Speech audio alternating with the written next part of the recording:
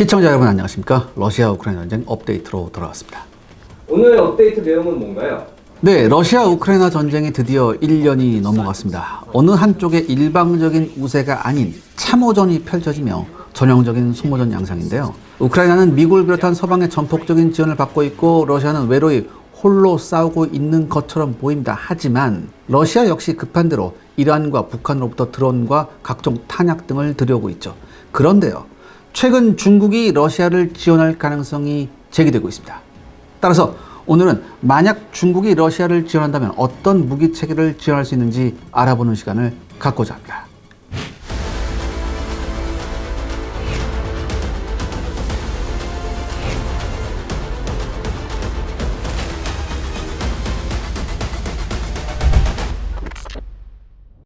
과연 정말로 중국이 러시아를 지원을 할까요?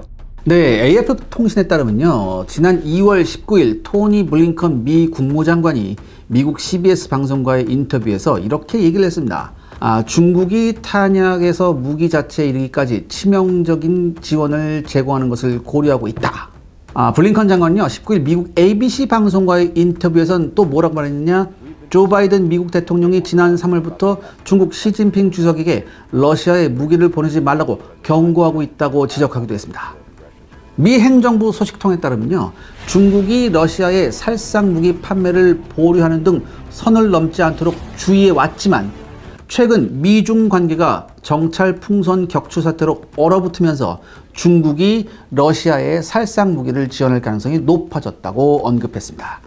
또한 다음 날인 20일 유엔 안전보장이사회가 북한 대륙간 탄도미사일 발사 대응을 논의하기 위해 올해 첫 공개회의를 개최했는데요. 여기서 중국, 러시아의 반대로 성과가 없이 종료가 됐습니다. 중국하고 러시아는요, 북한 미사일 발사 책임을 오히려 한미연합훈련 등에 돌리며 전보다 더 강하게 북한을 엄호하고 나섰습니다. 다이빙 중국 부대사는 북한에 대한 압박은 상황을 완화하는 건설적인 역할을 하지 않는다면서 오히려 한미연합훈련 등이 긴장을 조성하고 있다고 비판했습니다. 우크라이나 전쟁을 둘러싸고 미국과 날카로운 대립각을 세우고 있는 러시아의 드미트리 플란스키 차석 대사도 한미연합훈련 확대가 상황을 악화하고 정치 외교적 해결을 어렵게 만들고 있다. 이에 북한이 미사일 시험 발사로 대응한 것이다 라면서 북한을 두둔했습니다. 확실히 북중러가 반미 연대를 통해 결속을 다지는 모습이죠. 덕이 푸틴 대통령은 지난 22일 러시아를 방문 중인 왕이 중국 공산당 중앙정치국 위원을 만난 자리에서 이렇게 얘기합니다. 친구인 시 주석의 러시아 방문을 곧 환영하기를 기대하고 있다. 이에 대해 왕 위원은요, 중국과 러시아 관계는 돈독하다며 러시아와의 관계를 발전시키는 것이 중국 정부의 우선순위라고 화답했습니다.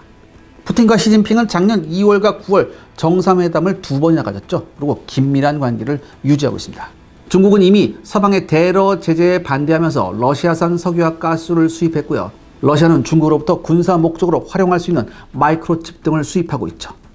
미국 뉴욕타임스는 조 바이든 미국 대통령이 나토 동맹국들의 결속을 다지는 분위기에서 푸틴은 중국을 끌어들이기 위해 애를 쓰는 모습을 보이고 있다고 분석했습니다. 그리고 중국 역시 이를 마다하지 않는 분위기입니다. 따라서 중국이 러시아에 군사용 무기 등을 제공할 가능성을 배제할 수가 없습니다.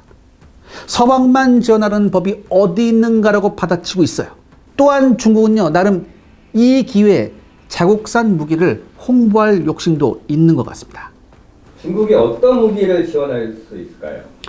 아마도 일단은요, 탄약류를 위주로 러시아를 지원할 가능성이 있습니다. 특히 이번 전쟁에서 러시아와 우크라이나 양측은요, 막대한 포병 전력을 운용하고 있습니다. 따라서 어마어마한 양의 포탄이 소비되고 있죠.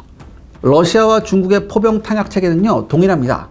러시아군의 122mm와 152mm 포탄은 중국군 역시 사용하고 있습니다. 다만 122mm 포탄의 경우 사거리 연장탄은 상호 호환이 되는지 확인할 필요가 있습니다. 또한 중국군의 최신형 자주포는요, 서방과 같은 155mm 체계로 가고 있기 때문에 중국이 보유한 152mm 포탄은 대부분 구형 자주포와 견인포의 일반 고폭탄입니다. 근데 이런 152mm 포탄이요, 수백만 단위의 재고탄이 있는 것으로 알려져 있어요. 그러니까 러시아가 원하기만 하면 즉시 10만 단위로 줄 수 있을 것 같아요. 그리고 러시아와 중국군 모두 120mm 박격포를 운영하고 있어요. 그래서 이건 역시 제공이 가능합니다. 다음으로 볼 건 이제 뭐냐면 다연장 로켓탄입니다. 다연장 로켓탄 역시 막대한 숫자가 소비되고 있죠. 러시아가 쓰는 다연장 로켓 시스템은요, 대표적인 것이 BM-30 스메르치 300mm 로켓입니다. 중국은 이 스메르치의 복제품인 PHL-03을 운영하고 있거든요.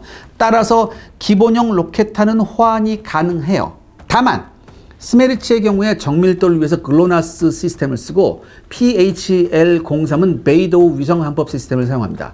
그래서 사거리 연장탄이나 위성 항법 시스템이 상호 호환되는지는 좀 불분명해요.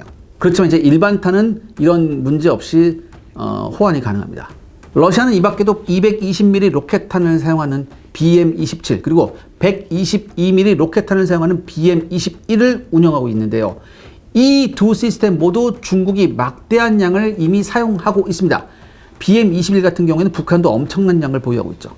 사실 전장에서는요, 비교적 신형인 BM-30보다 BM-27과 BM-21이 더 많이 사용되고 있습니다. 따라서 막대한 로켓탄 소모를 보충하기 위해 중국과 북한에서 로켓탄을 수입할 가능성이 있습니다. 그런데요, 의외로 소총탄은 호환이 안 됩니다. 물론 AK-47 7.62mm M43타면의 경우 중국 역시 카피품인 56식 소총이 있기 때문에 탄약 제공이 가능해요. 그런데요, 러시아군의 주력 소총은요 5.45mm의 AK-74 계열이거든요. 하지만 현재 중국군의 주력 소총인 95식이나 03식 자동 소총은요 5.8mm 탄을 사용합니다. 따라서 호환이 불가능해요. 그렇기 때문에 이제 보병용 소총탄은 제공이 그렇게 쉽지가 않을 것 같습니다. 그리고 중국이 전차, 장갑차, 자주포 이런 거를 혹시 제공한다면 어떨까요? 앞서 언급한 탄약 종류는요 좀 가능성이 높은데요. 전차나 장갑차, 자주포 등을 중국이 직접 지원할지는 좀 의문입니다. 하지만 서방은 이미 이러한 무기들을 우크라이나에 지원하였고요. 무엇보다 현재 러시아군은 막대한 전쟁 물자를 손실한 상태죠.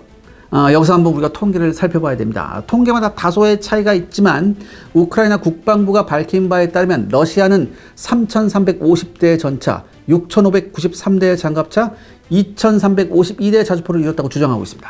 우크라이나 국방부의 말을 그대로 믿을 수 없지만 반으로 후려쳐도 엄청난 숫자요. 러시아군은요, 치장 물자까지 합치면 T-72, T-80, T-90을 합쳐 약 13,000대가량의 전차를 보유하고 있습니다. 이 중 비교적 신형인 T-90은 한 1000여 대 정도밖에 안 돼요. 전장에서 비록 러시아군이 엄청난 숫자의 전차를 잃긴 했지만 손실률은 약 15% 내외로 보고 있습니다. 그래서 아직은 외부에서 전차를 들여올 정도는 아니라고 판단됩니다. 보병 전투차의 경우 주력인 BMP 1, 2, 3는요. 치장 물자까지 합쳐 약 10,000대가 넘어가고 있습니다.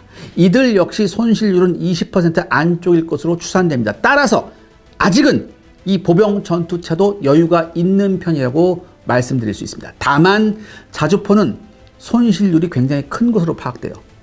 이 러시아군의 자주포 치장 물자는 정확한 통계가 없지만 현역에 배치된 자주포가 약 3,000대로 추산이 되거든요. 그런데요, 아까 우크라이나 국방부가 뭐라고 했죠? 2,352대의 러시아군 자주포를 격파했다고 했잖아요. 이 말대로라면 지금 러시아군 자주포는 거의 전멸이라는 상태죠. 그렇지만 그 정도는 아니더라도 러시아군의 자주포 손실률은 무시할 수 없는 수준인 것이면 틀림없다고 보여집니다. 왜냐? 1970년대 중반에 배치된 2S7 피온 203mm 자주포가요, 최근에 사단 규모로 돈바스 전선에 배치되기 시작했습니다. 그만큼 자주포의 전력이 부족하고 장거리를 타격할 수 있는 로켓탄이 부족하다는 이야기가 될 수 있죠. 따라서 전차나 보병 전투차보다는 자주포를 먼저 중국이 제공할 가능성이 있습니다. 하지만 이 경우에도 탄약의 호환을 생각해 봐야 합니다.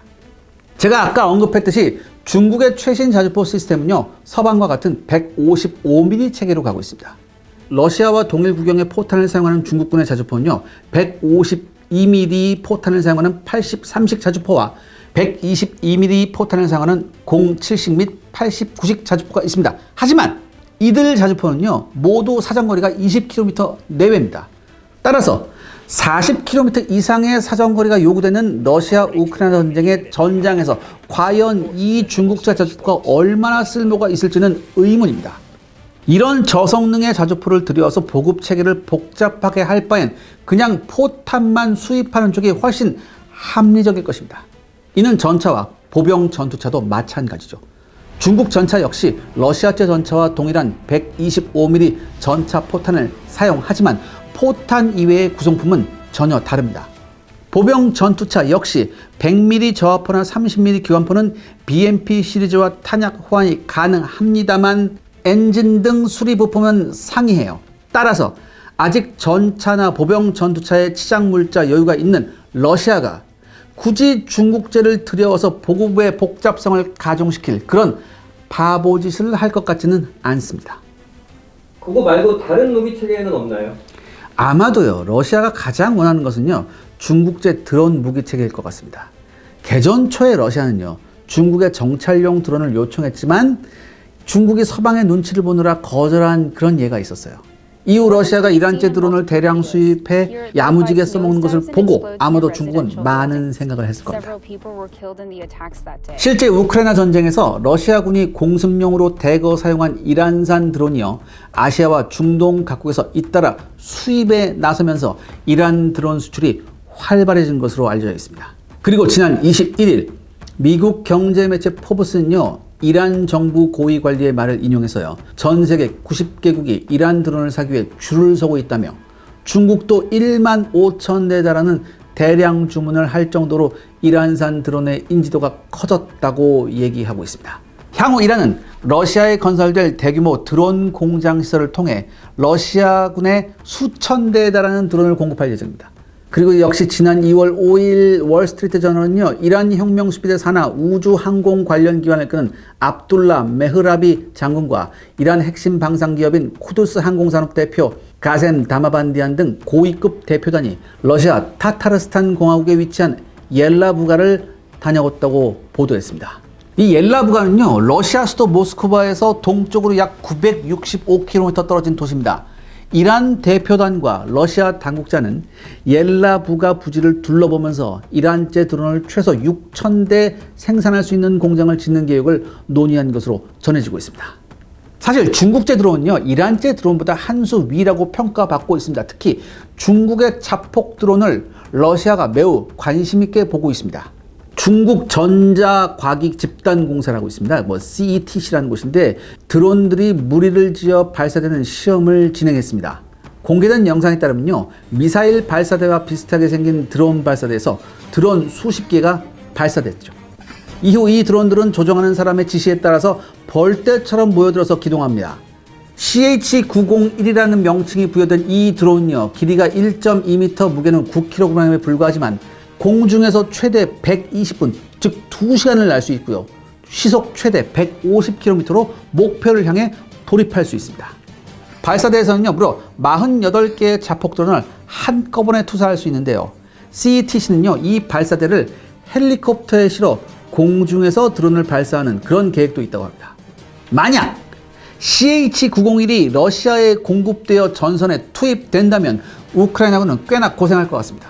이게요, 한꺼번에 수십 개의 자폭 드론이 동시다발적으로 쇄도하는 그런 형식이에요. 그러니까 이게 막는 게 굉장히 어려워요.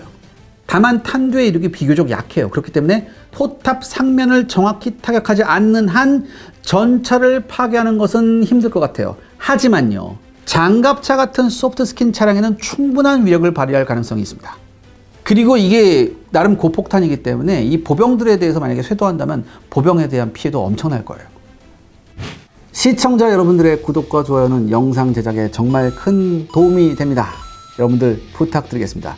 구독과 좋아요. 오늘의 결론은? 네, 이 전쟁이 장기화되면서요, 러시아와 우크라이나는 끝이 보이지 않는 소모전에 돌입한 상태입니다. 사실 러시아가 문제가 없는 것은 아니지만 아직 물량 동원에 심각한 문제가 있는 것은 아니에요. 그런데요, 그렇다 하더라도 막대한 탄약의 소비는 러시아에게도 벅찬 것이 사실입니다. 따라서 러시아는요, 확실한 자기 편이라고 생각되는 국가들한테 지원 요청을 할 것 같아요. 그리고 그 국가들이 이를 받아들일 가능성이 있습니다. 이번 전쟁을 계기로 반서방연합, 솔직히 반미연합이죠. 이 반미연합이 굳어지는 모양새예요. 즉 러시아, 중국, 북한, 이란은요, 앞으로 더욱 밀착할 가능성이 높습니다. 중국은 표면적으로는요, 양측이 대화를 해야 한다고 말을 하지만 이제까지 중국의 논조를 보면 철저히 러시아 편입니다. 그래서요, 만약에 경우에 따라서 러시아한테 전황이 불리하게 돌아가면 중국 역시 이를 외면하지 않을 것 같아요. 그리고 이 네 나라, 중국, 러시아, 북한, 이란, 이 네 나라가 군사적인 유대를 강화한다면 이건 우리한테도 나름 심각한 문제입니다. 이들이 연합전선을 형성한다는 것은 유엔을 무시한다는 거예요. 지금 뭐 유엔에서 뭐 성명서 발표하고 뭐 러시아에 대한 뭐 제재 성명서 발표하고 있는데 여기 전혀 동조를 안 하잖아요. 이렇게 되면요, 유엔의 대북 제재 역시 이들은 무시할 거예요. 특히 러시아는요, 이번 전쟁에서 만약에 북한의 도움을 톡톡히 받는다면 그동안 북한이 원해왔던 신형 전투기의 공급을 고려해 볼 수도 있을 겁니다. 마찬가지로 중국은요, 러시아를 돕는 대가로 엔진 제작 기술 등 수건 사업을 해결할 가능성도 배제할 수 없어요. 이란 역시 러시아의 도움으로 핵시설을 고도화시킬 수도 있습니다.